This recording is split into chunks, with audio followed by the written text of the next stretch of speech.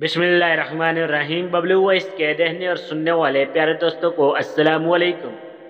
जो लड़कियां कहती हैं हमें चांद जैसा चाहिए, ले उनके लिए चांद जैसा ढूंढ दिया मैंने।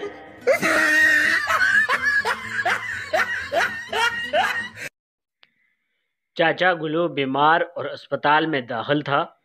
मोहल्ले के चंद लोगों ने मशवरा किया कि वैगन वाले से अस्पताल आने जाने का किराया तय करते हैं और सारे जाकर चाचे की खैर खैरियत पूछ आते हैं।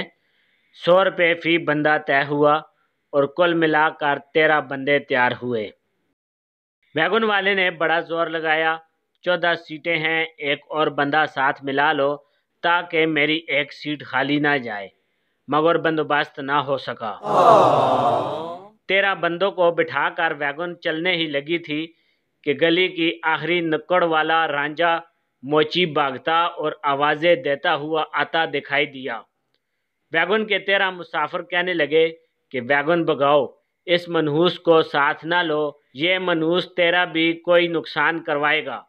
मगर कंडक्टर ने जवाब दिया कि मनहूस होगा तो तुम्हारे लिए होगा, मेरे लिए तो 100 रुपये की सवारी है, मैं तो इसे हर हाल में उठाऊंगा। दीगर सवारियों के पास कोई और चारा नहीं था।